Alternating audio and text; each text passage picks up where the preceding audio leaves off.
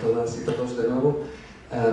Yo quería precisamente empezar con algo que ya ha dicho Maya, y es que este es nuestro cuarto día de la escuela de primavera y el nombre de Juan Mayorga ha sonado un montón de veces. Sonó en el taller de traductores, lo hemos mencionado en los talleres de interpretación textual, etc. Entonces, si os parece, voy a empezar presentando a nuestro invitado de una manera un poquito más ordenada de lo que ha sonado a lo largo de estos días, y luego enseguida empiezo con las preguntas. Entonces, si me dais un segundo, os cuento que Juan Mayorga es licenciado en Matemáticas y doctor en Filosofía, autor de una amplia obra teatral, con obras de las cuales ya hemos hablado aquí, como Himmelberg, El chico de la última fila, Animales nocturnos, Hamelin, Cartas de amor a Stalin, etc. Estas obras han sido traducidas a más de 30 idiomas y se han estrenado, yo estuve contando, en alrededor de 40 países, como si me corriges si acaso. La obra se ha publicado casi íntegramente en la editorial La Uña Rota, la obra breve en el volumen Teatro para minutos.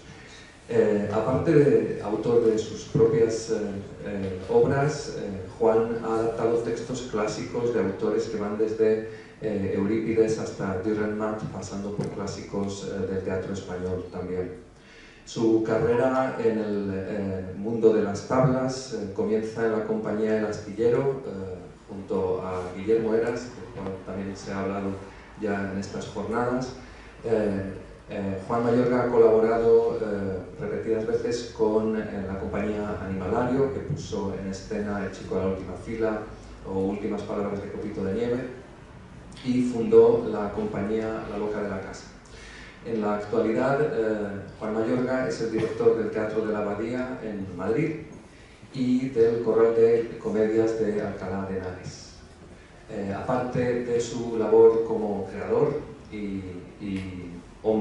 persona de teatro, Juan Mayorga es director de la Cátedra de Artes Escénicas y del Máster en Creación Teatral de la Universidad Carlos III de Madrid, es decir, también es docente, así como profesor de dramaturgia y de filosofía en la Real Escuela Superior de Arte Dramático de Madrid.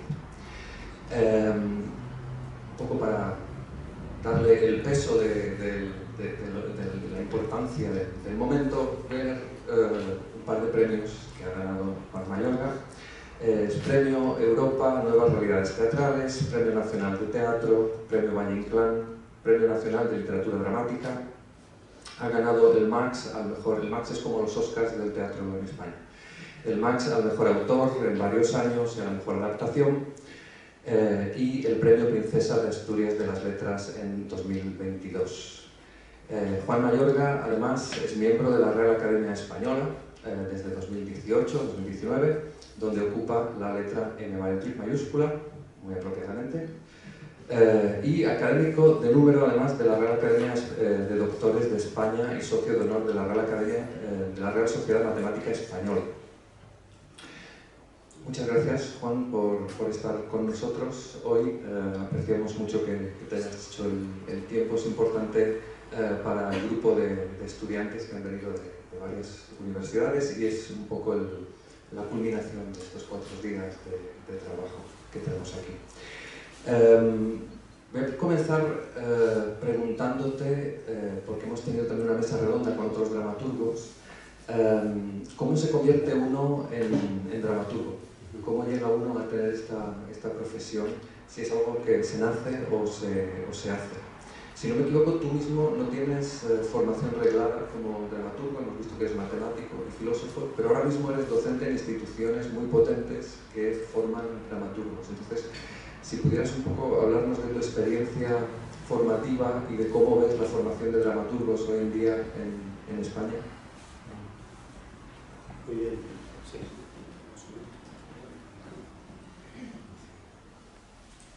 Sí, bueno, ante todo, gracias a todas y a todos por acompañarme esta tarde. Entiendo que las jornadas están siendo un éxito y espero no estropearlas esta tarde. Gracias, David, por tu generosa presentación, y desde luego muchas gracias, Maya, Ignacio, y a todos que habéis hecho posible este encuentro. Intentaré ser breve para que podamos hablar sobre distintas cosas, ¿no? Pero la brevedad no es una de mis virtudes. No, yo como supongo que muchas y muchos de vosotros, escribía. Yo era un escritor adolescente, escribía,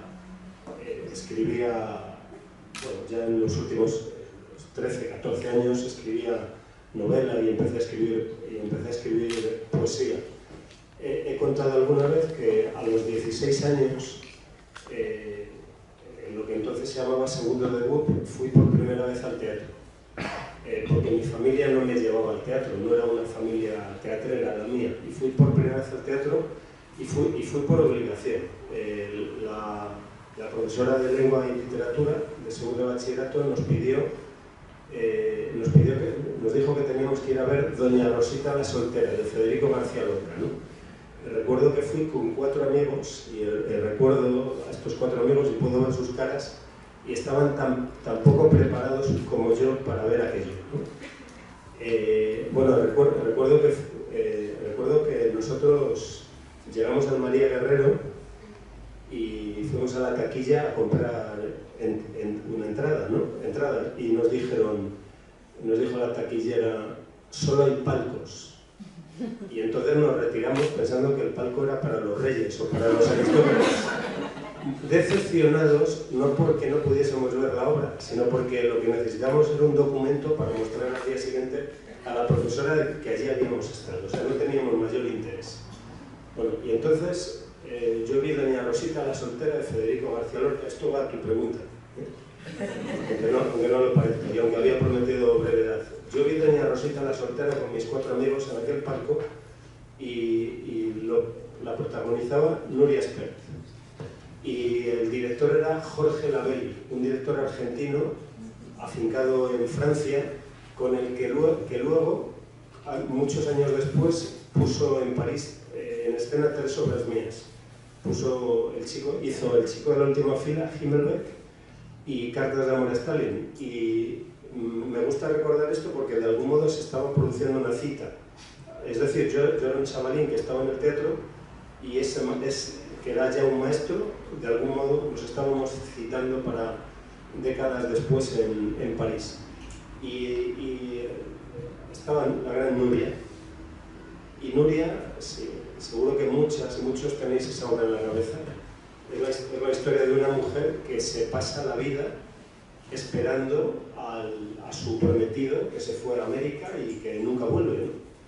Y yo no me daba cuenta en ese momento, pero yo estaba viendo un espectáculo sobre el gran misterio de la vida humana, que es el misterio del tiempo. O sea, porque nuestro gran misterio es que tenemos edades, ¿no? Que tenemos tiempos, ¿no?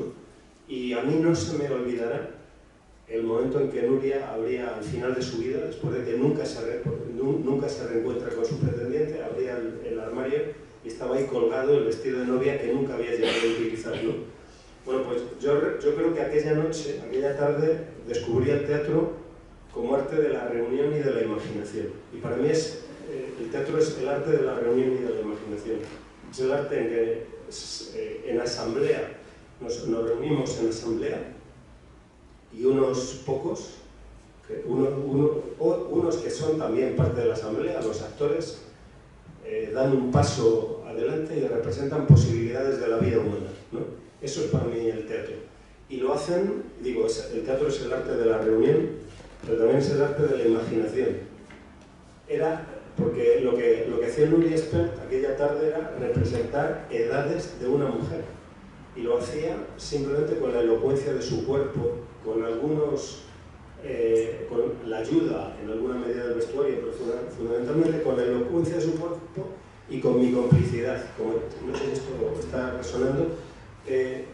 Hay una caracterización que hace del teatro el gran Jorge Luis Borges, que no me canso de repetir, y si alguien se cansa de oírmela, que me regañe, ¿no? Pero dice Borges que el teatro es el arte en que uno finge ser lo que no es y otro finge que se lo cree. Y esa me parece una caracterización genial. El teatro es un pacto de fingidores.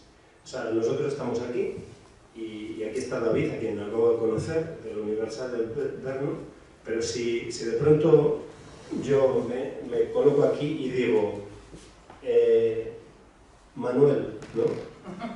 Manuel, cada vez que estoy aquí en la Plaza de los Héroes de Viena, me acuerdo de nuestro padre, ¿no? Entonces, si ellos quieren, si vosotros queréis, ya estamos en Viena, en la Plaza de los Héroes, Heldenplatz, y empezamos a ser hermanos, etc., ¿no? Y se produce esa transfiguración milagrosa que se ve en vosotros. Que el teatro no ocurre en el escenario, el teatro ocurre en el espectador, en la memoria y en la imaginación del espectador, si él quiere. Y creo que el mejor actor es el que es capaz de provocar esa complicidad. Es decir, vamos a jugar a que yo soy Hamlet, o que soy Segismundo, o que soy Doña Rosita. Bueno, entonces, ¿qué ocurrió? Me sucedió que de forma natural decidí en un determinado momento probar la escritura teatral de forma enormemente ingenua, considerando que de algún modo el teatro era un género literario más, ¿no? Probablemente mis primeras obras están escritas con mentalidad de novelista, ¿no? La primera obra que me atreví a entregar fue Siete hombres buenos, que es una obra que he tardado más de 20 años en ver en escena, porque se ha representado en dirección de Rafael Rodríguez en Las Palmas, justo antes de la pandemia, ¿no? Bueno, pues aquello me puso en contacto con gente del mundo del teatro, y has mencionado un nombre que para mí es siempre emocionante recordar, que es el nombre de Guillermo Heras, a quien muchos debemos mucho, y debe mucho a Guillermo gente que no lo conocía, porque gracias a gente como Guillermo vivimos en una sociedad más crítica, más capaz de resistir. Entonces recuerdo que yo me había presentado a un premio que se llama Marqués de Bradomín, que tiene alguna importancia histórica, porque dio a conocer a dramaturgos como Sergi Verbel, los primeros trabajos de Rodrigo García, etc. Bueno, pues recuerdo, yo no gané, me presenté con aquella obra, no gané, pero recibí una carta del Centro de Nuevas Tendencias Escénicas en que me proponían, me decían que me becaban para asistir a un taller de dramaturgia. Y ahí es la primera vez que encontré a gente del mundo del teatro. Y eso fue muy importante para mí, y poco a poco mi escritura se fue comprometiendo con el teatro. Y eso tiene algo que ver con la segunda pregunta, que es sobre la formación de los dramaturgos. Yo, efectivamente, ahora dirijo, después de haber pasado algunos años en la Escuela de Arte Dramático, ahora dirijo un máster en creación teatral en la Universidad Carlos III de Madrid. Por cierto, todas y todos, si paséis algún lunes por Madrid, estáis invitadas a la clase. No porque vayáis a aprender nada, sino porque quizá os divierta el modo en que trabajamos, y está orientado fundamentalmente a la exploración, al examen de los proyectos de los alumnos, ¿no? Si os parece, voy a utilizar el masculino, ¿no? Pero si alguien prefiere que desdoble, lo haré, pero a lo mejor puede resultar un poco cansino, que diga alumnos y alumnas, etc. Si alguien preferís que diga alumnas, voy a decir alumnas, ¿vale? Sí, y además es el caso que en este máster la mayoría son mujeres. Bueno, pues lo que yo hago es que son clases de 3 horas, y durante la primera hora hablo sobre algún asunto, por ejemplo, sobre lo siniestro freudiano, o hablo sobre la escena de Creonte y Hemón en Antígona, o hablo sobre la escenografía verbal en Calderón. Y luego las alumnas presentan sus proyectos en distintos estados de su desarrollo, y establecemos una conversación lo más horizontal posible. Y esto tiene que ver con lo que me preguntabas. Hay una idea de la educación que me gusta, que recojo de Walter Benjamin, en quien me eduqué. Dice Benjamin en cierto lugar que la escuela no debería ser el lugar de dominio de una generación sobre otra, sino el lugar de encuentro de 2 generaciones. Esa idea me parece hermosa, ¿no? Que la escuela sea el lugar de encuentro de 2 generaciones. Hay unas gentes como yo que bueno, por edad, pues podemos compartir experiencias, ¿no? Pero hay otros que vienen, otros y otras que vienen con una mirada menos gastada, con menos prejuicios, ¿no? Y de lo que se trata es de que nos encontremos. Permanentemente tengo que recordarme que no se trata de formar clones, al contrario, tengo que intentar hacer un trabajo de colocarme en dónde está el otro, qué es lo que el otro busca y en qué medida puedo ayudarle, en qué medida puedo ayudar a que el otro encuentre su voz sin asfixiar su voz. En España hay distintas escuelas de formación, ¿no? No en todas hay dramaturgia. Por ejemplo, en la Escuela de Asturias no hay dramaturgia, ¿no? Y no la hay por razones económicas. Y yo creo que eso es un error, porque no tienen suficientes candidatos, etc. Yo creo que es importante, porque no creo que el dramaturgo esté en el centro del hecho teatral. Para mí el teatro es el arte del actor, ¿no? Y los demás estamos para ayudarles, para ayudar a que se produzca ese encuentro entre el actor y el espectador. Pero dicho esto, creo que el dramaturgo que puede imaginar mundos, que puede imaginar historias, posibilidades, es importante. Y por ejemplo, el hecho de que en una escuela de teatro haya gente que se esté formando en eso, va a ser bueno para todos, no solo para ellos mismos. Entonces, hay distintas escuelas donde se forman dramaturgos y también hay una tradición no insignificante de talleres de dramaturgia, y creo que ha sido, sé que habéis estudiado estos días o habéis hablado sobre el teatro español, creo que figuras como la de Sanchi Sinisterra, la de Fermín Cabal, que falleció este año, o de Josep María Benet y Jornet, ha sido decisivo para la formación de los dramaturgos. Entonces yo creo que el teatro no se puede enseñar, pero sí se puede aprender. Se puede recibir algo de la experiencia de otros. Y yo creo que eso es lo que ha de tener claro, que no se trata de decir cómo hay que hacer las cosas, sino ayudar a que el estudiante encuentre su propio camino. Gracias. Yo creo que algún lunes sí que me encuentras por ahí. Ha sonado muy atractivo. Entrando en tu propia obra, se suele caracterizar o se utiliza a menudo la idea de que es un teatro comprometido, con un cierto compromiso, pero normalmente no se refiere a un compromiso en el sentido militante, sino un compromiso con cuestiones humanas. Tú mismo has hablado del tiempo como el tema fundamental, el tiempo, la responsabilidad, la relación del individuo con la sociedad. Mi pregunta sería, ¿qué te lleva a priorizar este enfoque más universal frente a uno más actual, más urgente? Si no crees en el valor del arte militante, si crees que es más importante hablar de cuestiones que van a perdurar. Sí.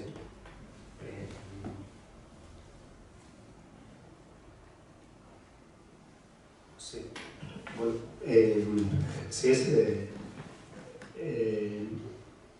yo a veces sostengo que el teatro es un arte político, que es el más político de las artes, y digo que lo es por tres razones. Uno, porque se realiza en asamblea.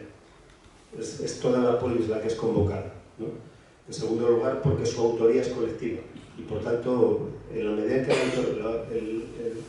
el autor del espectáculo no es el autor del texto, lo son todos los que participan en él, y por tanto, si la autoría es colectiva, de algún modo hay también preocupaciones compartidas, preocupaciones por algo, por lo común. Y en tercer lugar, creo que el teatro es un arte político porque es el arte de la crítica y de la utopía, es el arte que nos permite examinar lo que hay e imaginar otros modos, otros mundos, ¿no? Y muy en particular eso sucede en la misión crítica y utópica del teatro.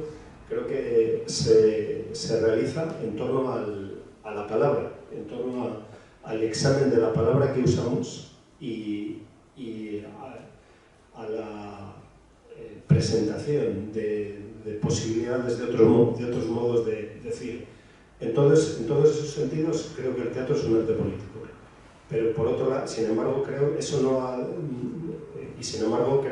o quiero distanciarme de un teatro de partido, de un teatro de defensa de ideas evidentemente vinculadas a eso, a banderas políticas. Creo que precisamente el teatro nos permite presentar lo complejo como complejo y evadirnos del maniqueísmo dramático que suele aparecer en lo que llamamos la vida política.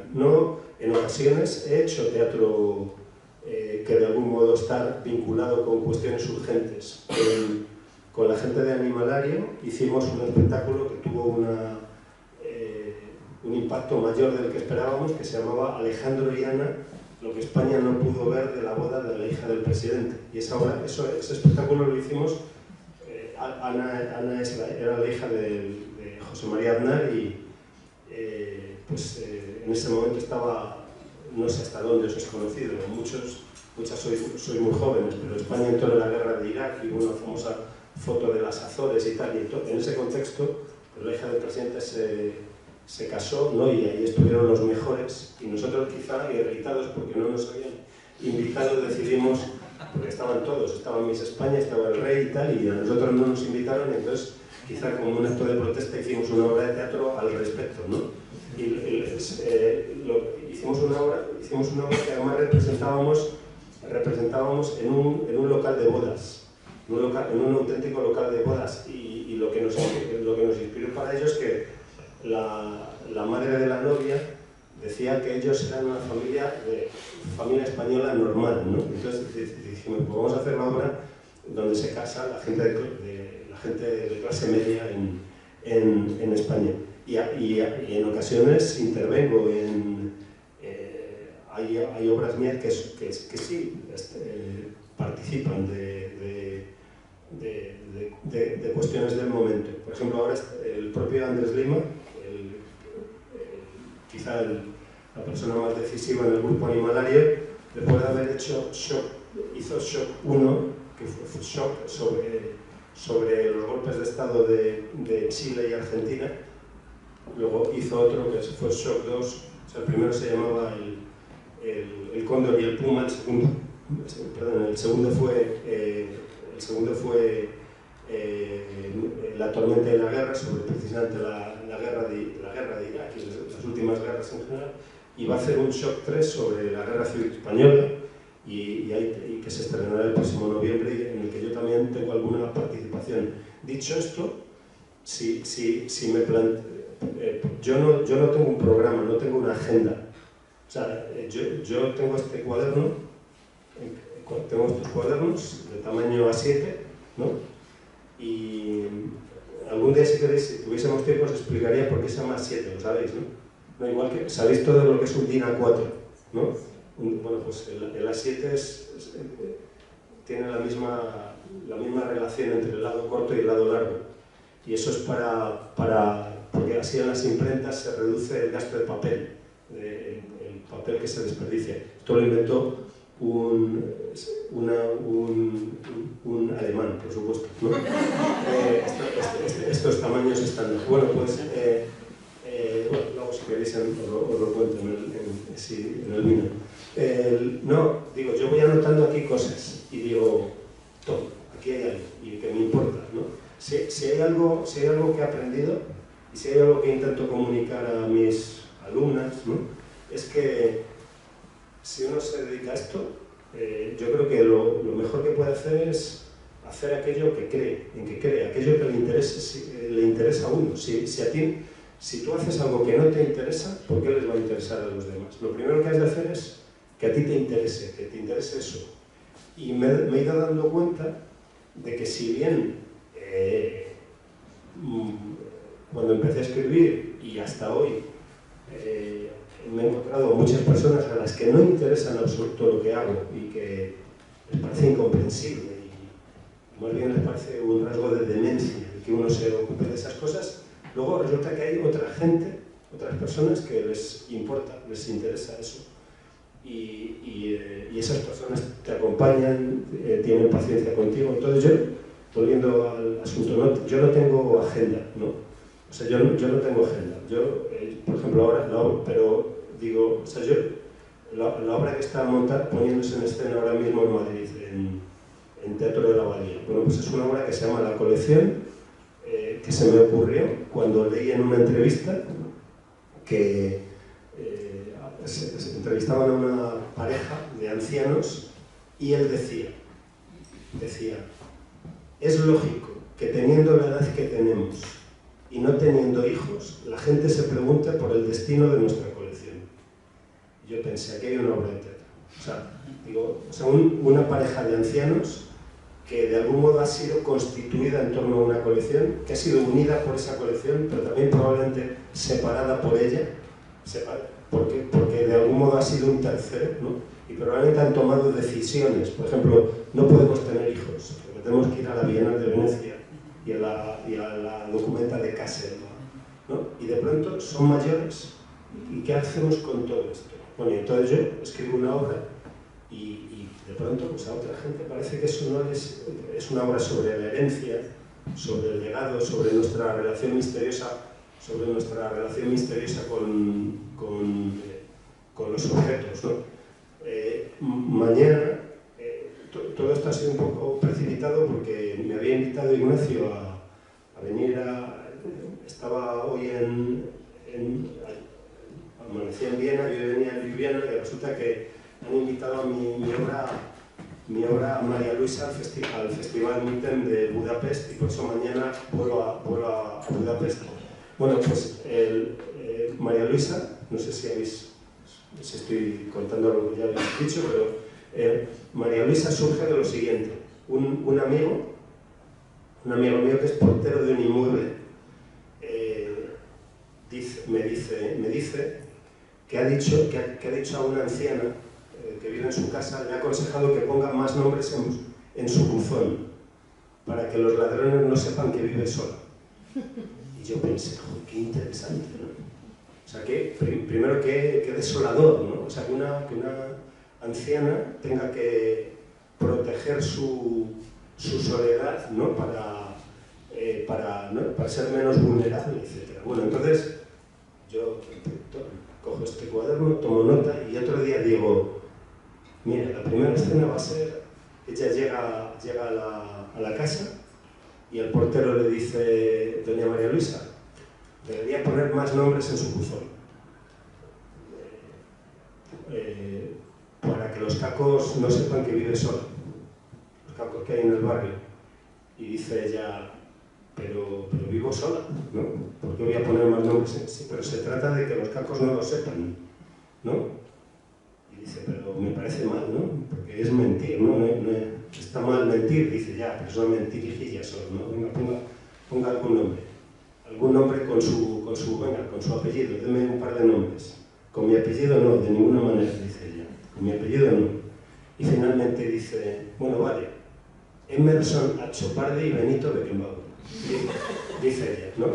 Y entonces resulta que ella sube las escaleras y cuando sube las escaleras se los encuentra en casa. Se encuentra en casa Benito Beckenbauer y Emerson Achopardi, con lo cual ese gesto defensivo se convierte en una aventura, ¿no? Porque ya, y luego estos dos le van a defraudar, ¿no? No le va a gustar la relación porque ella lo que quiere es bailar, ¿no? Y a estos no le van a gustar y en un momento dado los echa y vuelve al portero y le dice, bueno, Juan Olmedo, ¿no? que es uno de aquí de los de toda la vida, ¿no? Etcétera. Bueno, pues las cosas surgen así y entonces yo debo entusiasmarme con algo y querer explorarlo y si alguien me acompaña, primero han de acompañarte unos actores y luego el teatro consiste fundamentalmente en que unos actores, yo creo que los dramaturgos tenemos que escribir textos que lo característico de un texto teatral no es que esté escrito con nombres de personajes, guiones, diálogos y acotaciones. Lo característico del texto teatral es que ha de despertar el deseo de teatro. Y eso puede tener muy distintas formas, pero luego ha de ocurrir que que unos actores quieran reunirse en torno a ese texto y luego abrir su reunión a la ciudad, ¿no? Y yo creo que es para eso, para lo que tenemos que trabajar. Pero yo no me digo, bueno, tengo que hablar sobre este asunto político. Es la vida la que te va llevando a unas obras u otras.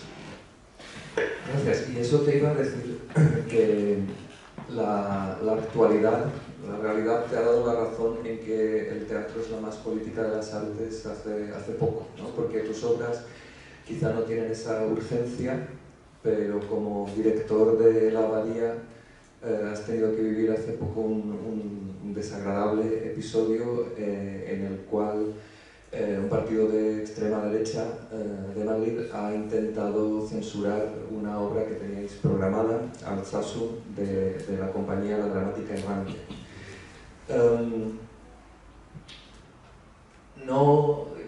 Tengo aquí apuntado cómo viviste toda esa situación. Bueno, no hace falta ser tan personal, pero ¿qué opinión te merece el hecho de que se intente censurar el teatro? ¿Qué significa eso para el teatro? ¿Qué significa eso para la libertad de crear? Sí, sí. Sí, fueron días difíciles, días tensos, y yo creo que podemos estar orgullosos en Teatro de la Abadía tanto por lo que hicimos como por lo que no hicimos, y ahora me explicaré al respecto. Cuando pasó todo esto, recordé algo que había escrito muchos años atrás, referido al gran Mikhail Bulgakov, sobre el que escribí una obra que se llama Cartas de amor a Stalin, que es una obra sobre su censura. La obra comienza con Bulgakov escribiendo una carta ante su mujer, ¿no? y le dice ella, ¿qué estás haciendo? ¿Estás volviendo a escribir? No, dice, no, estoy escribiendo una carta, léemela, dice ella. Y entonces ella dice, y en la carta dice, todas mis obras están prohibidas en la Unión Soviética. Todas mis obras están prohibidas en la Unión Soviética, también están prohibidos mis cuentos, etc. Se me prohíbe trabajar como dramaturgo, se me prohíbe trabajar como director, se me prohibía también trabajar como... Dice, pido al menos que me dejen limpiar los baños de los teatros, ¿no? Y recuerdo que esta obra se estrenó en el 99. Y recuerdo que en aquella época escribí un texto que se titula algo así como Necesidad de la sátira. Y en un cierto momento decía que la censura, o sea, la sociedad soviética y otras muchas son sociedades de censura, ¿no? Y que la censura no solo limita y daña los derechos del autor, del creador, sino que dañan a todos. O sea, una sociedad censurada, una sociedad que admite la censura, es una sociedad empobrecida, porque se impide a todas y todos que participen de la conversación que el autor propone. Una sociedad en que hay censura es una sociedad menos capaz de resistir, y por tanto, contra la censura deben combatir no solo los creadores censurados, sino cualquier ciudadano, y también ciudadanos que no asistirían a esa obra de teatro o que verían esa exposición o que leerían ese libro. Todos tenemos que combatir, me parece, contra la censura. Por supuesto que hay límites, ¿cómo no? Hay un límite que es el Código Penal. O sea, si yo, por ejemplo, ahora puedo decir algo, yo estoy ejerciendo mi libertad, ¿no? Pero en un momento dado podría decir algo que fuese susceptible de que yo fuese procesado, ¿no? Y ese es un límite razonable, ¿no? Y luego por otro, contra el que podría combatir con otros medios. Y luego hay otro límite, que es la dignidad de todo ser humano, ¿no? Yo creo que yo ni como autor, ni como programador, como director artístico del Teatro de la Abadía, consentiría ninguna obra en mi teatro que, por ejemplo, defendiese la agresión a personas débiles o la pederastia o la agresión a las mujeres, etc. ¿No? no lo aceptaría. Nada de eso se daba en este caso. Es decir, esta es una obra compleja, interesante y yo siento que la sociedad española, la sociedad madrileña, la asamblea de espectadores de teatro de la Abadía era capaz de asimilar de forma crítica este espectáculo, ¿no? Y creo que la obra puede ser, un espectador puede criticar la obra y por supuesto puede criticar la pertinencia misma de su programación, y tenemos que estar también preparados para eso, para que alguien nos diga esa obra no debería haberse hecho o podríais haber presentado otra, ¿no? Pero después de haberla visto. En este caso había de algún modo una objeción a priori, no solo de un partido, sino de ciertas gentes, pero aceptar eso, aceptar que la obra fuese eliminada por esas presiones, era tanto como decir que a priori se puede decidir que hay cosas sobre las que el teatro no puede hablar, ¿no? Y sobre cosas que no podemos tratar en un teatro, a priori, ¿no? Por ejemplo, sobre el terrorismo o sobre el modo en que se aplica la ley antiterrorista, etc., ¿no? Es decir, y eso a mí me parece grave, que digamos, haya asuntos de los que se prive al teatro de poder hablar. Dicho esto, digo que creo que hablamos bien, o sea, tuvimos suerte, podemos estar orgullosos no solo de lo que hicimos, sino también de lo que no hicimos. ¿Qué es lo que hicimos? Lo que hicimos fue proteger a los creadores para que pudiesen ofrecer la experiencia teatral que habían preparado y proteger a los espectadores para, si querían venir, compartir esa experiencia. Pero también fue importante lo que no hicimos. ¿Y qué es lo que no hicimos? No hablamos de ese partido, al que no quiero mencionar, ni hablamos de los extremistas, hablamos de paz y de libertad. Porque yo creo que tenemos que ser capaces de hablar en positivo, de decir qué es lo que nosotros ofrecemos y no entrar en el charco del permanente escándalo, ¿no? Tenemos que estar llevar la conversación a otro lugar. Entonces nosotros hablamos de paz y de libertad y defendimos el teatro como un espacio de la paz y para la libertad, donde la gente va y reúne sus miradas y sus oídos en un escenario en el que unos actores representan posibilidades de la vida humana. Y digo que hacemos teatro, por supuesto, para la gente que va al teatro, pero también para la gente que no va al teatro. También hacemos teatro para la gente que nunca va al teatro. Y levantar aquella noche el telón fue una señal también para la gente que no va al teatro. O sea, también para ellos trabajamos.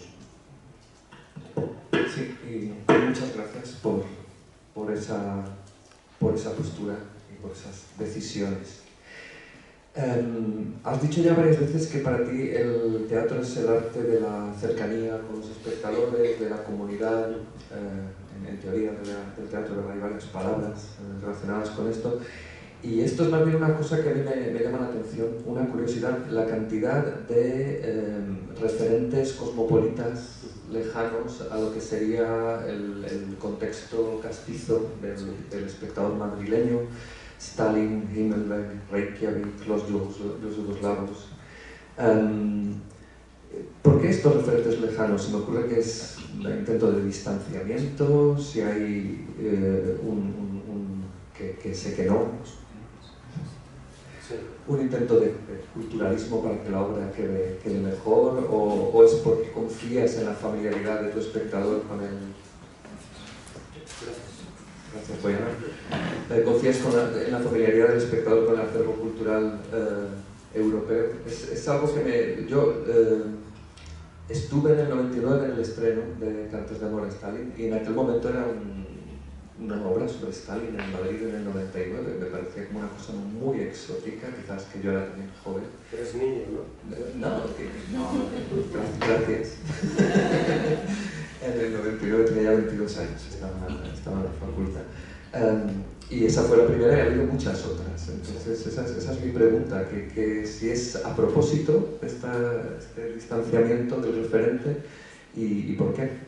Sí, bueno, pues tiene que ver con lo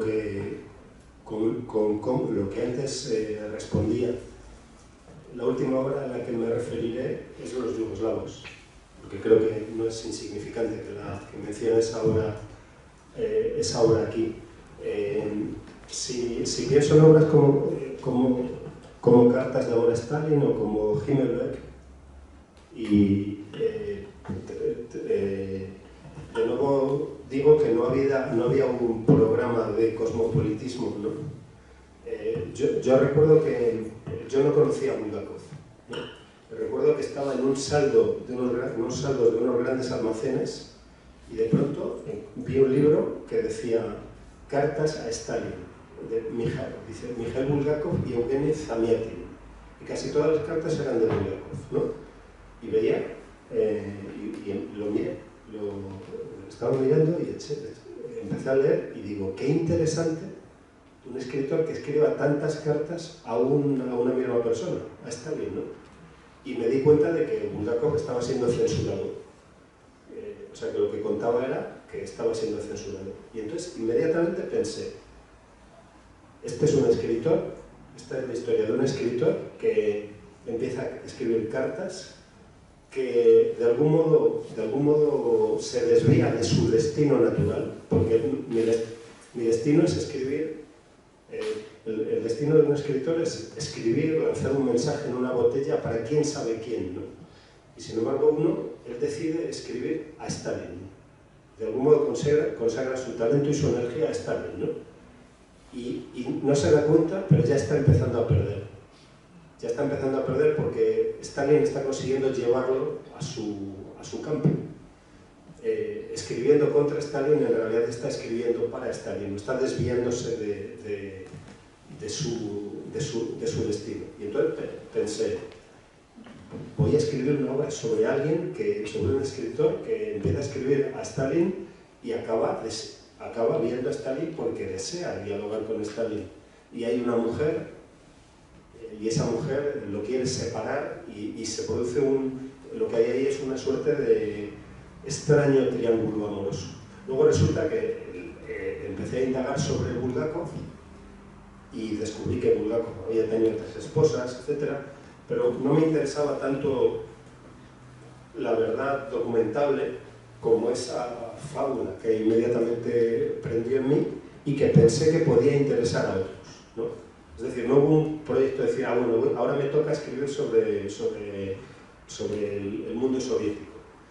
Himmelberg nace porque, estando en una situación como en la que estáis vosotras ahora, alguien que en ese momento tomaba la palabra contó que había habido un delegado de la Cruz Roja que había visitado la ciudad gueto de Terezín, en realidad una estación de paso hacia Auschwitz. Ese delegado de la Cruz Roja había visitado esa ciudad gueto y después de esa visita había emitido un informe en que decía haber visto una ciudad normal, ¿no? En realidad había asistido a una mascarada. Y yo recuerdo que escuché eso e inmediatamente pensé, esa persona se parece a gente que conozco, ¿no? Probablemente se parece a mí. O sea, porque ese delegado de la Cruz Roja, que probablemente había entrado en la Cruz Roja con buena voluntad, con voluntad de ayudar, se había convertido finalmente en un cómplice del nazismo. Había entrado en lo que Primo Levi llamaría la zona gris, ¿no? El jardín quemado. El jardín quemado y la voy a contrastar con las otras dos. El jardín quemado es una obra que surge porque me entero de lo siguiente. Leo una noticia en un periódico que dice que se han hallado en la calle, habían encontrado unos archivos de un antiguo manicomio, ¿no? De un manicomio, ¿no? Eso era lo escandaloso. De pronto habían dejado archivos de un manicomio. Y decía, el último párrafo decía, llama la atención que hubo muchos ingresos durante la Guerra Civil Española. Y yo pensé, ¿por qué puede haber entrado tanta gente, mucha más gente, durante la guerra? porque hay más gente que se vuelve loca, o acaso porque los han intentado sacar de la calle. ¿Y por qué los han intentado sacar de la calle? Para salvarlos, gente sana a la que han metido en un manicomio, para hacerlas pasar por locos, o al contrario, es gente a la que le están dando un castigo que es meterlos en un manicomio no estando locos, ¿no? Y ahí escribí El jardín quemado. Bueno, pues estas tres obras han tenido suerte muy distinta. Y creo que eso no es insignificante señalarlo. Himmelbeck ha tenido más de 40 producciones internacionales y quizá es porque sabemos qué es el nacionalsocialismo y el espectador inmediatamente se pone en contexto, se entiende de qué se está hablando, así como del mundo soviético. Mientras que El jardín quemado, acaso referenciado a la Guerra Civil Española, pues no es algo que sea tan fácil de reconocer, ¿no? Es decir, de nuevo insisto en que no hay un programa por mi parte, sino que de pronto algo me llama la atención de cualquier tiempo, de cualquier lugar, y eso me provoca. Lo de los yugoslavos. Los yugoslavos es una obra que será la próxima que yo dirija, con un gran actor y amigo, Javier Gutiérrez, ¿no? Entonces, es una obra sobre un... ¿Sabéis algo de esta obra? Bueno, no sé si puedo contarlo. Sí. Esta obra es una obra en la que hay un camarero, ¿no? En un bar.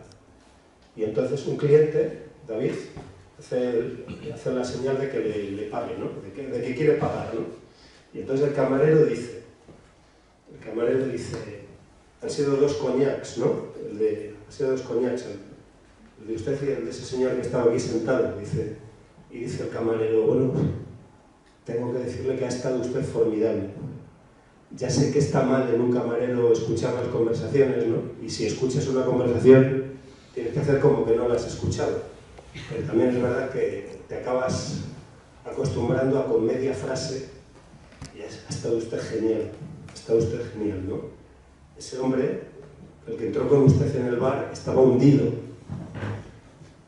pero usted le ha levantado, ha salido mucho más animado y demás. Bueno, sí, es difícil, pero usted encontró las palabras. Ha estado usted genial, ¿no? Y yo al oírlo he pensado, si este hombre pudiera hablar con mi mujer, ¿no? Y entonces, ¿qué? Dice este, y entonces insiste en que quiere irse, ¿no? Quiere pagar, ¿no? Y este dice, perdón, no suelo hacer esto y demás, pero es que la estoy perdiendo. Está triste y no encuentro las palabras, Si usted pudiera hablar con ella. Y entonces él dice, lo que necesita su mujer es un psicólogo, un profesional, un psicólogo, un sacerdote, pero yo no puedo. Sí, dice el camarero, pero usted es una buena persona. Bueno, y entonces el cliente paga y se va, porque tiene miedo, ¿no? Pero volverá al bar porque quiere ser una buena persona. Y todos queremos ser una buena persona, al menos una vez en nuestra vida, ¿no?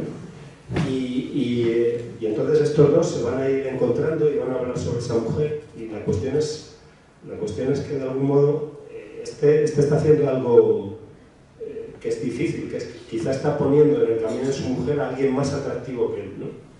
Bueno, esta es una obra sobre el amor y sobre la soledad y sobre la tristeza y sobre la dificultad de sacar a alguien de la tristeza, ¿no? y sobre el poder de las palabras. Muchas de mis obras son obras sobre el lenguaje mismo. Esta es una obra sobre las palabras.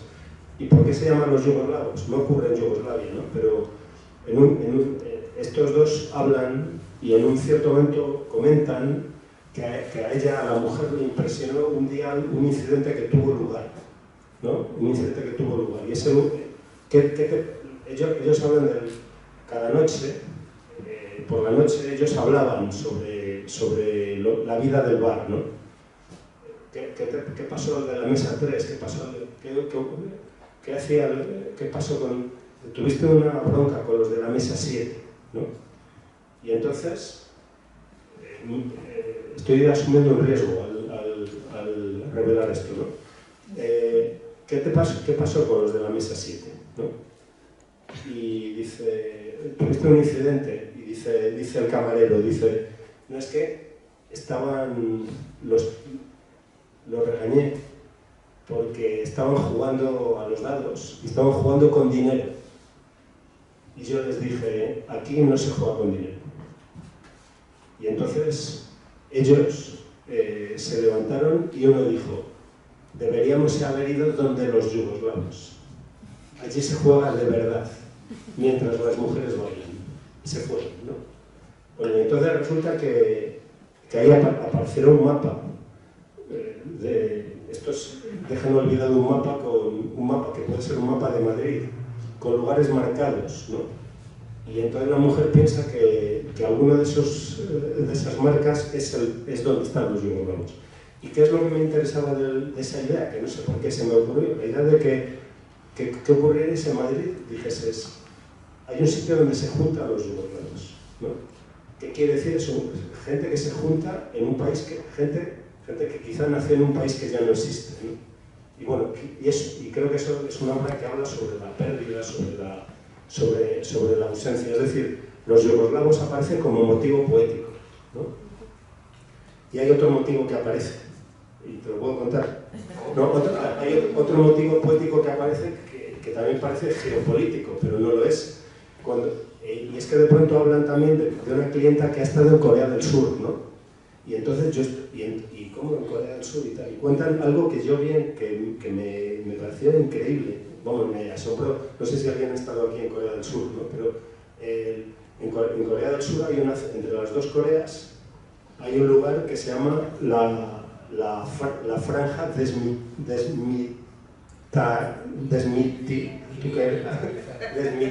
desmilitarizada, ¿no? Es una franja de 3 kilómetros donde no entra nadie, no entra un ser humano desde que, como sabéis, entre las Coreas no hay paz, no hay un tratado de paz, sino que hay una suerte de cese del fuego, pero no ha habido un tratado de paz. Bueno, entonces esa zona es zona minada, y entonces no entra un ser humano ahí, pero paradójicamente se ha convertido en un vergel, precisamente porque no entra ningún ser humano ahí, han aparecido plantas y animales y pájaros y demás. Y la mujer dice, pero ¿y qué es lo que a mí me pasó? Pero, ¿y los ciervos? ¿No? O sea, porque también hay ciervos. Dice, no, es que porque resulta que, digamos, todo está calculado para que si un ser humano pisa, la mina le haga estallar, pero un pájaro no estalla, ¿no? Y los ciervos tampoco estallan, ¿no? ¿Por qué? Porque reparten su peso, ¿no? Porque reparten su peso. Y la obra habla de esto también, de cómo repartir tu peso en un lugar peligroso. Y hablan de Corea también. Sí, yo no pensaba que fuera solamente por el cosmopolitismo, era como para picarse.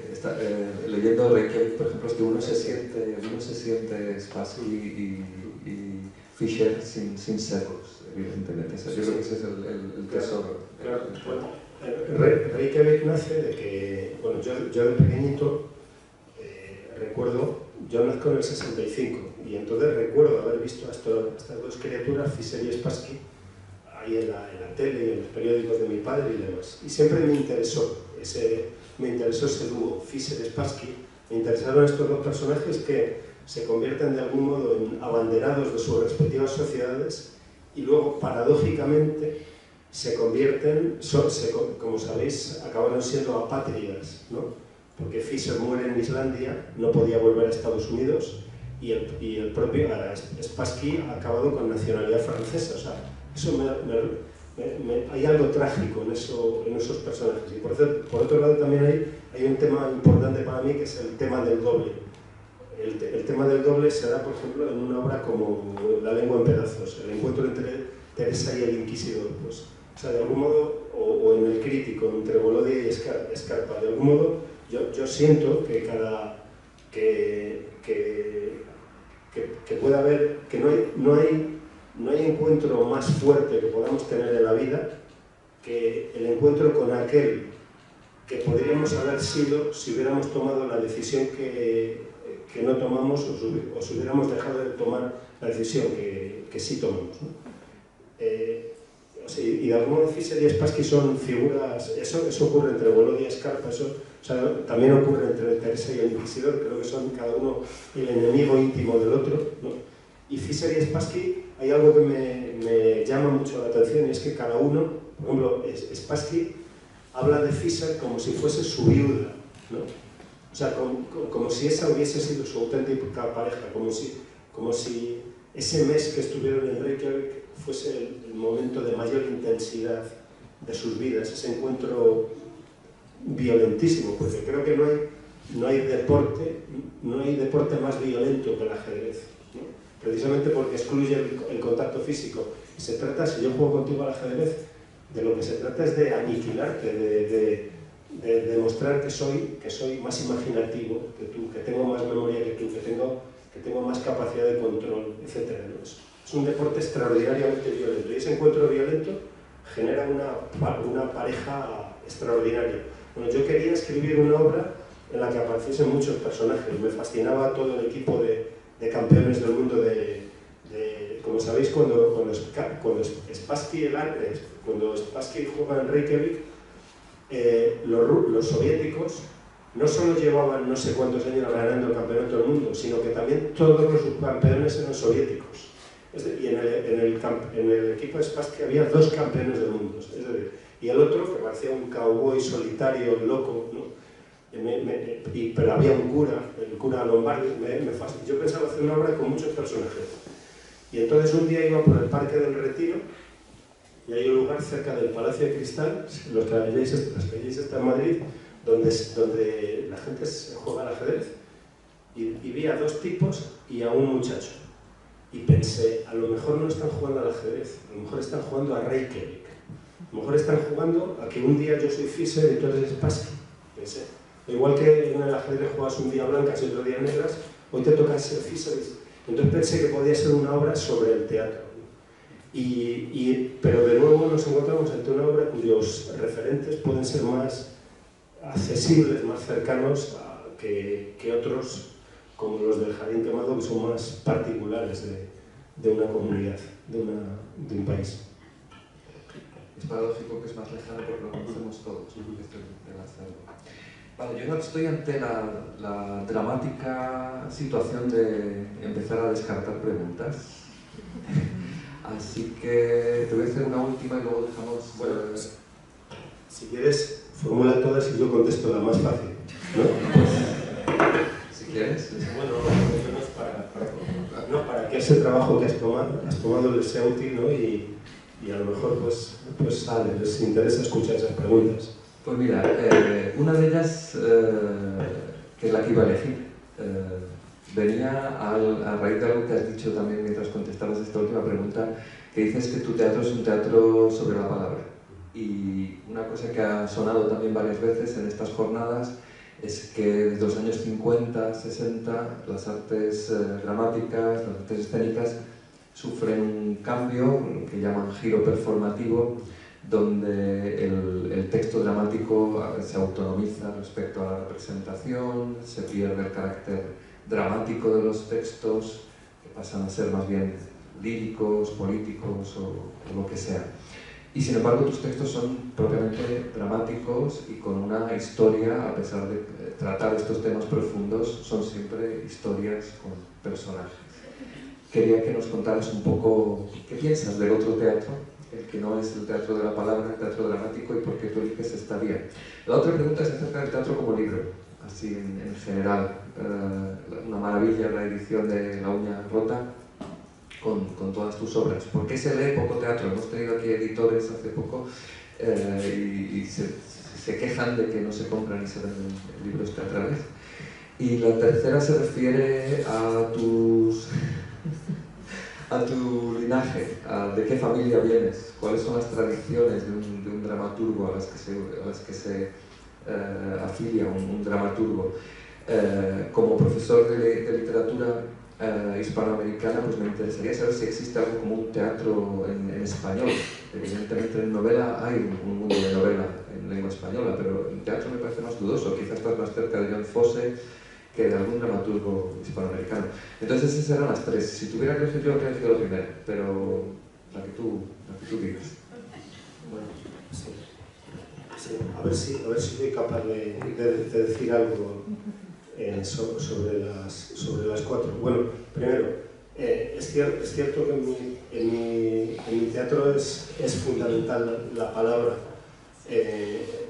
pero no es insignificante que yo pronunciase mi discurso de ingreso en la academia sobre el silencio, sobre el silencio, creo, gracias, muchas gracias, yo creo que el teatro es el arte del actor, y la literatura dramática es un género liminar en que tiene un carácter paradójico. Yo estoy escribiendo, pero no estoy escribiendo para el lector, sino que estoy escribiendo para un fantasma que es el espectador, y el espectador siempre está ahí. O sea, cuando empiezo a escribir teatro, ya tengo en la cabeza a un espectador, y en el orden en que elijo las palabras, tengo en cuenta que esas palabras habrán de ser pronunciadas, habrán de ser hechas cuerpo, habrán de ser performadas. Y también entiendo que esas palabras podrán ser horadadas por el silencio, y que el actor, en su soberanía, podrá resignificar mis palabras, leyendo lo que yo no he escrito, ¿no? Y que el silencio podrá resignificar una palabra si antecede a la palabra o si la sucede o si la atraviesa. Escribo, yo empiezo con las palabras, pero luego sucede que, por ejemplo, ahora en silencio, uno de los momentos decisivos es aquel en que Héctor, el personaje que interpreta a José Sacristán, rompe el testamento, precisamente porque ha encontrado un testamento que decía que de no encontrar herederos la colección ha de ser destruida, ¿no? Entonces de pronto él lo rompe, y eso no está acompañado por ninguna palabra pronunciada por él. Es decir, trabajo con palabras, pero repito, para mí lo fundamental es el encuentro del actor con el espectador, y eso tiene que ver con algo que dijiste antes. O sea, para mí lo más importante del encuentro del actor con el espectador es ese encuentro conflictivo. Y lo mejor que puede suceder, lo más importante que pueda suceder es que, como me sucedió a mí viendo a Nuria Espert, yo diga, yo estoy ahí, yo soy Rosita, o podría serlo. O sea, lo más importante que ocurre en un escenario, el teatro es el arte del conflicto. El conflicto más importante es aquel que se da cuando el espectador dice, yo soy Tío Banier, o yo soy Rey Viano, o yo soy Cordelia, o podría serlo, ¿no? Y eso quiere decir que lo mejor no ocurre cuando el espectador se encuentra con una copia de sí, sino cuando se encuentra con su doble. Y el doble no es copia, el doble es otra posibilidad de ti, como ese que nos encontramos en los sueños, que no es aquel que somos normalmente, sino aquel en que reconocemos deseos o miedos que en la vida cotidiana decimos en voz baja y que en el sueño se grita. Yo no acepto el debate o la dicotomía entre teatro de texto y teatro del cuerpo, teatro que no es de texto. El teatro siempre tiene texto. Otra cosa es que no tenga palabra, pero el teatro siempre tiene texto. Porque si tú y yo en un ensayo hemos decidido esto, eso es texto. O sea, si hemos decidido este gesto, eso es texto. El teatro es un arte de la repetición y de la diferencia. Se repite en alguna medida lo ensayado, lo escrito, y lo escrito puede no estar sustanciado en palabras, pero luego es un arte en que cada tarde suceden cosas y se descubren cosas y se produce esa relación dialéctica con quienes respiran el mismo aire que tú, ¿no? Es decir, no acepto la distinción entre teatro de texto y teatro que no es de texto. Si entiendo que puede haber teatro teatro con palabras y teatro sin palabras. Y por supuesto respeto el teatro sin palabras. Yo no quiero renunciar a la palabra. En esto que estoy diciendo y en todo lo que digo, y también en todo lo que diga cualquier otro, respecto a eso quiero decir lo siguiente, que en algún lugar dije, me parece en el IPSES, siempre hay que desconfiar de lo que un artista dice sobre el arte que practica. Siempre hay que desconfiar de lo que dice porque es un discurso de autolegitimación. Normalmente el artista defiende como lo que hay que hacer aquello que él hace, ¿no?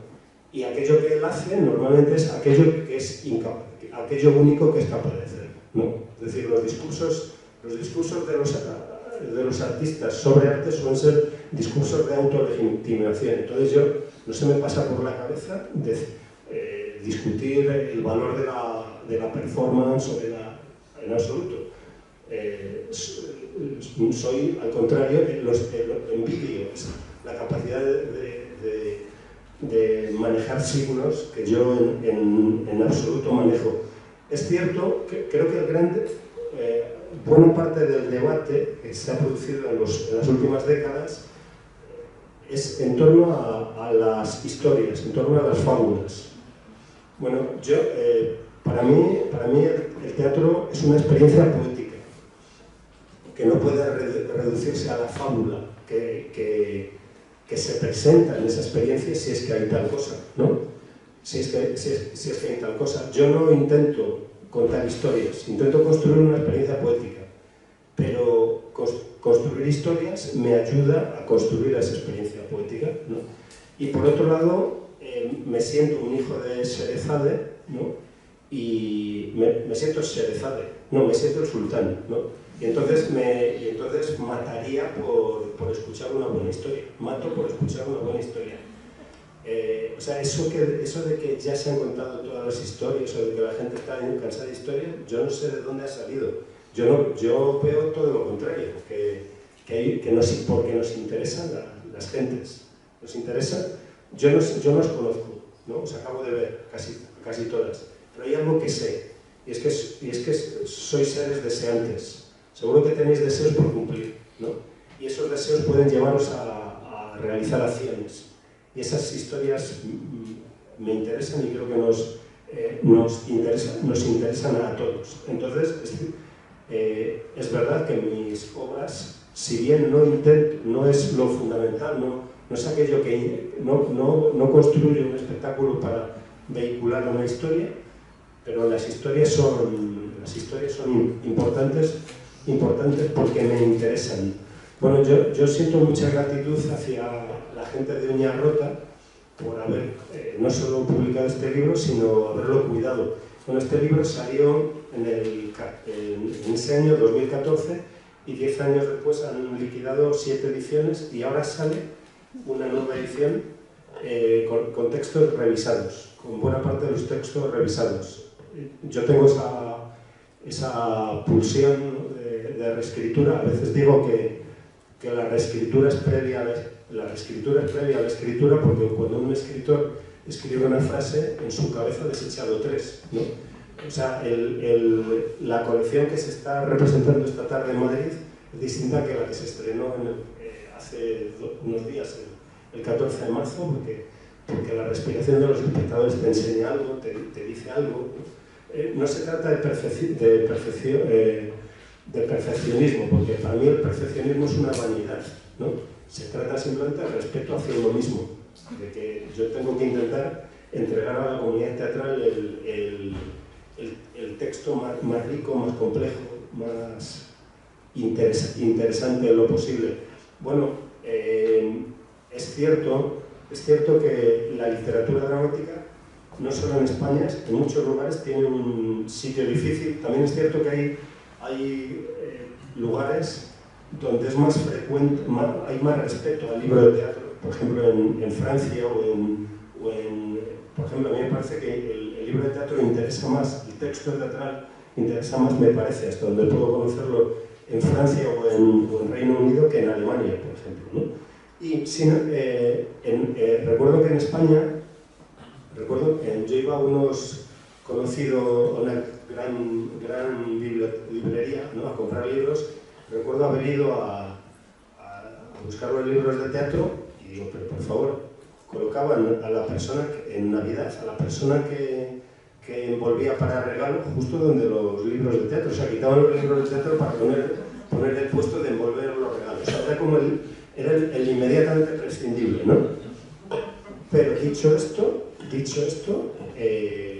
se producen estos fenómenos y Uña Rota tiene sitio, desde luego, en las librerías madrileñas y hay otras editoriales, por ejemplo, Antígona o Punto de Vista, que están haciendo trabajos importantes, ¿no? O sea, por ejemplo, Punto de Vista ha sacado el teatro completo de Pasolini y el teatro largo de Max Aub, recientemente con prólogo de mi amigo José Ramón Fernández, y Antígona está haciendo trabajos muy importantes. Bueno, mi linaje, yo digo que nuestro horizonte está en Atenas, porque el teatro no es que sea un arte viejo, es que encontró muy pronto, inmediatamente, su forma definitiva, ¿no? Una forma que siempre tenemos sí que renovar, pero lo decisivo es eso, la construcción de esa asamblea, ¿no? Y para mí mis primeros referentes son Esquilo y Sófocles, Eurípides menos, y por supuesto que dependo de Calderón y dependo de Shakespeare y dependo del enorme Chekhov, ¿no? Y podría mencionar algunos otros autores. Y yo creo que sí se puede hablar de un teatro en español, y desde luego ha habido un flujo muy importante entre el teatro que se hacía en América y el teatro que se hacía en España, y desde luego en España debemos mucho a los maestros argentinos, ¿no? En particular a los argentinos, y hay un conocimiento debemos mucho al teatro argentino, a los actores, a los directores y también a los dramaturgos que hemos ido conociendo. Y creo que hay una atención y hay una comunidad. Buena parte de mis amigos del mundo del teatro son de allá, y estoy muy atento a lo que hacen, y desde luego hacen un teatro muy valioso. Bueno, al final me has contestado todas. Muchísimas gracias. Y además con brevedad y mucha enjundia. Pero yo había pensado que podríamos dejar la palabra por si alguien tiene algo que no sean solo mis curiosidades, así que si alguien tiene una última pregunta, porque tenemos que ir terminando, Maya. No. Pero... ¿Sí? ¿Alguien?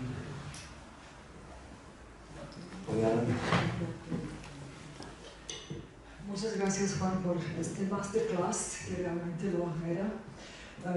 Como tu traductora a la lengua serbia y como una yugoslava, quería primero preguntar, y también en breve, la diferencia entre Juan Mayorga, dramaturgo, y autor de obras de teatro, porque no hemos tenido tiempo de mencionar esa parte. ¿Qué pasa con las obras clásicas que tú retocas?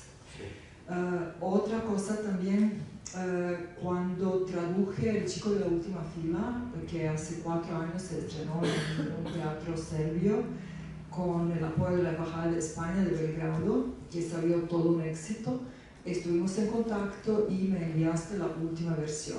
Hablando de esos retoques, quería preguntar de qué dependen, si tienen que ver con una obra particular, en el sentido una puesta en escena particular, ¿qué te inspira para retocarlo? ¿O es algo que haces con simplemente cada obra que escribes de vez en cuando? O sea, ¿cuál es, digamos, el motivo de ese retoque de las obras que has escrito? Bueno, por ahora, bueno, así de que. Muchas gracias. Sí. Muchas gracias por tu pregunta y desde luego, sobre todo, muchas gracias por tu trabajo. Yo estoy entre los que creen y me parece que aquí hay personas que trabajan en la traducción o que quieren hacerlo. Comentábamos el otro día en Viena que para mí el trabajo del traductor es uno de los trabajos más bellos y más importantes, ¿no? Y que al trabajo del traductor subyace la idea misma de humanidad, la idea de superar diferencias. y encontrarse, ¿no? Y probablemente mi pensamiento al respecto es dependiente del filósofo en que me eduqué, Walter Benjamin, cuyo texto La tarea del traductor, Die Aufgabe des Übersetzers, seguro que todas conocéis o muchas conocéis, donde entre otras cosas Benjamin dice aquello de que lo más importante de una traducción es precisamente lo intraducible, porque aquello que no se traduce obviamente, aquello en que no hay una correspondencia obvia, ¿no? Porque precisamente eso lanza un desafío a la lengua de llegada, y la lengua de llegada debe ser de algún modo, el traductor de algún modo practica un ejercicio de hospitalidad para ensanchar y ahondar su propia lengua, para dar cobijo, dar acogida a aquello que la obra de partida lanzó, ¿no? Y de algún modo se está produciendo un doble enriquecimiento. La obra de partida llega a personas que hablan otra lengua que aquella en la que fue escrito, pero además la propia lengua de llegada, y por tanto la comunidad de la lengua de llegada, se enriquece, porque su lengua se hace más ancha y más honda. Y yo digo, a veces pienso que esto que hace el traductor de algún modo es un modelo de la comunicación humana en general y de las relaciones humanas en general, porque todos nos estamos traduciendo, también esta tarde, ¿no? Cada uno tiene su propio mundo de experiencias, ¿no? Y de lo que se trata es de estar abierto al misterio del otro, a lo extraño, a lo que uno no comprende inmediatamente. Y por el contrario, de lo que se trata es de no invadir al otro. Y la peor traducción es la traducción invasiva, la traducción que reduce la obra de partida a la pequeñez de la lengua, a los límites de la lengua de llegada. Te estoy muy agradecido por tu trabajo, y así como lo estoy a todas las personas que han traducido mis textos. Has hablado de mi doble juego como autor y como director. Bueno, si como autor siento que me falta mucho que aprender, como director me siento un alevín. Dirigí por primera vez mi primer trabajo de dirección fue La lengua en pedazos en 2012. Y a veces digo a veces he contado que, a mi juicio, ambos trabajos son trabajos de escritura. También el director escribe, pero escribe con otros signos. Escribe no solo con palabras, sino, por ejemplo, con la proxemia entre dos personajes, o por supuesto, con la música, con la luz y demás. O sea, como autor yo soy representante del lector, como director soy representante del espectador, ¿no? Ambos son trabajos de escritura, pero sin embargo hay entre ellos una gran diferencia, y es que el autor es omnipotente, porque el folio lo aguanta todo. O sea, yo puedo escribir en esta hoja, pues estamos en Eslovenia, en un aula de la Universidad de Ljubljana, y la siguiente escena tiene lugar en Kuwait, ¿no? En un desierto kuwaití, y ha sido simplemente el cambio de hoja el que me ha permitido eso. Pero ¿cómo pasas en el escenario de Ljubljana a Kuwait? Incluso en escena, ¿cómo haces algo tan pequeño, tan elemental como introducir una silla o retirarla? Eso se puede convertir en un mundo. Yo digo que si el autor es omnipotente, el director, en cambio, tiene un trabajo que está limitado por muchas contingencias. Pero precisamente de lo que se trata es de convertir esos límites en ocasiones poéticas, ¿no? El primer límite es el trabajo con unos actores concretos, ¿no? El personaje puede ser como tú quieras, pero el actor luego tiene unas características y también unas posibilidades y unas resistencias. Y tu trabajo es un trabajo también de negociación con todo eso. Es verdad, has mencionado que soy adaptador, que he adaptado, ¿no? Y he dicho algunas veces que el trabajo de adaptación ha sido acaso mi mejor escuela, porque el entrar en relación íntima con los grandes textos, por un lado te ayuda a conocer eso, los secretos del trabajo de los grandes autores, pero sobre todo de una enseñanza moral, ¿no? Porque de algún modo, si tú trabajas sobre La vida sueño, o sobre Fuenteovejuna, o sobre Rey Lear, o sobre Enemigo del pueblo, comprendes hasta qué punto el teatro puede ser un gran arca de la experiencia humana. Y eso te lleva a ser más ambicioso en tus propios textos. A veces, y me hablas del texto,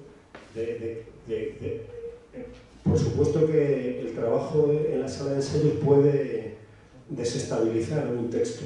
Así me ha ocurrido con La lengua en pedazos, con Reikel, con el cartógrafo, ahora me ocurrió con Silencio y me ha ocurrido ahora con la colección. Claro, porque la puesta en escena no es simplemente una puesta en pie del texto, sino un combate con el texto.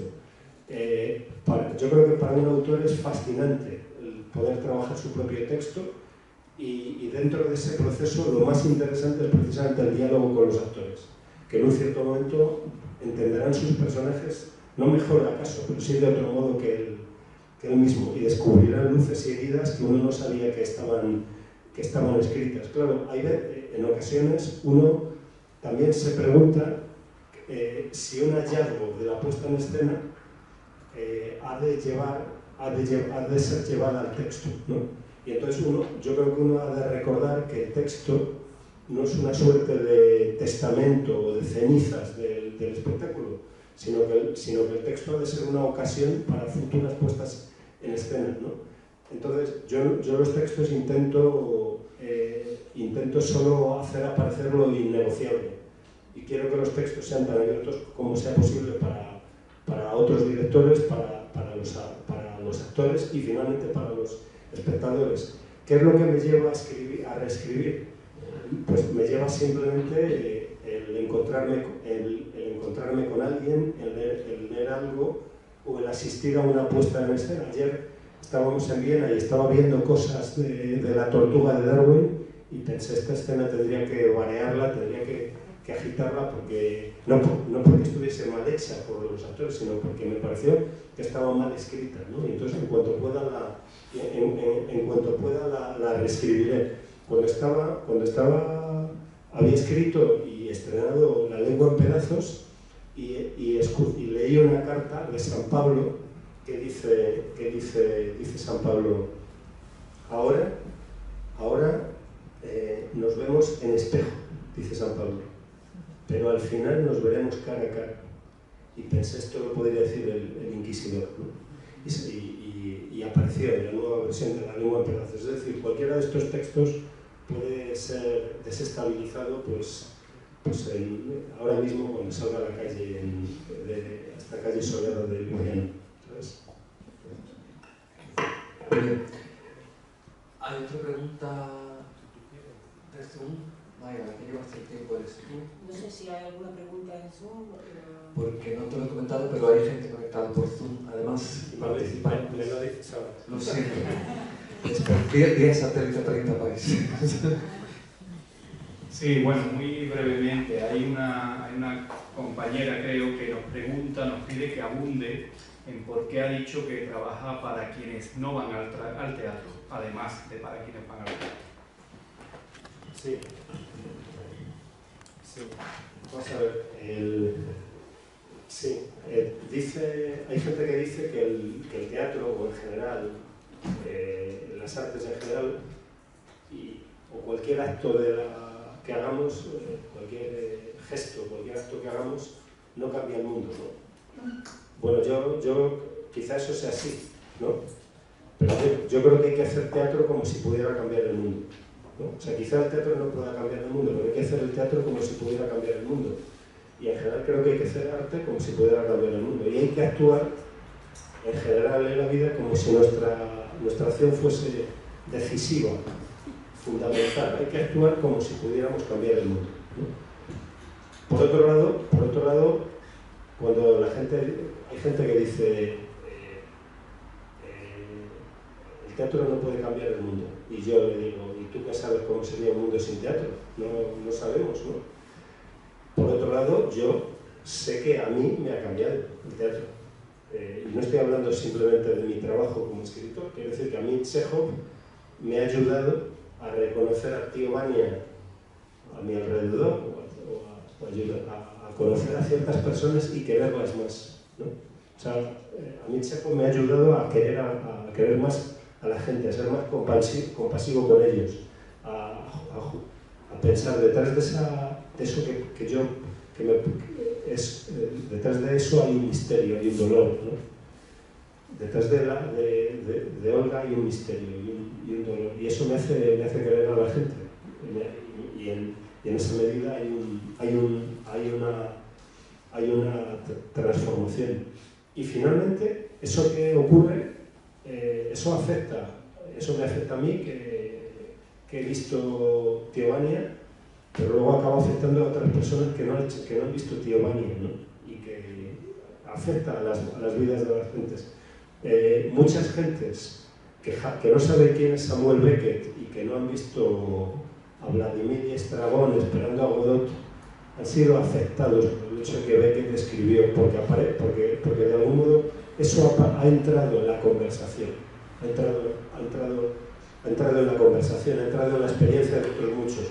Dicho esto, incluso más allá de eso, el mero hecho de hacer teatro, ya yo creo que enriquece, porque si ahora mismo está teniendo lugar, si esta noche tiene lugar teatro en Ljubljana, eso es bueno para la gente que asiste al teatro, pero también para gente que ni siquiera tiene noticia de que eso ha pasado, ¿no? Eso hace, a mi juicio, eso va a afectar. Eso hace que Ljubljana sea una comunidad más crítica, más imaginativa, más capaz de resistir, ¿no? Y creo que pocos lugares hay tan bellos como un teatro. O sea, un lugar donde la gente se reúne. Hacer algo tan ingenuo como representar posibilidades de la vida humana es un lugar que merece respeto. Y por eso decía que cuando nosotros levantamos el telón esa noche, estamos diciendo a la gente, estamos lanzando un mensaje a gentes que a lo mejor están en teatros más vulnerables y que tienen menos fuerza para resistir. Les estamos diciendo, nosotros vamos a resistir también por ti, que a lo mejor tienes menos fácil resistir. Muchas gracias. ¿Alguien quiere una última pregunta del público? ¿Algún estudiante quizás? Lleváis 3 días oyendo hablar de Juan Mayorga. ¿Podemos sacar una foto con Juan Mayorga para allá? Por supuesto, no importa. Nos has dicho que no hay que hacer caso a lo que dice un artista cuando habla su obra. Nos has tenido 1 hora y media escuchándote embebidos. Muchísimas gracias por tus respuestas, muchas gracias por tu tiempo y por tu obra. Así que gracias por todo.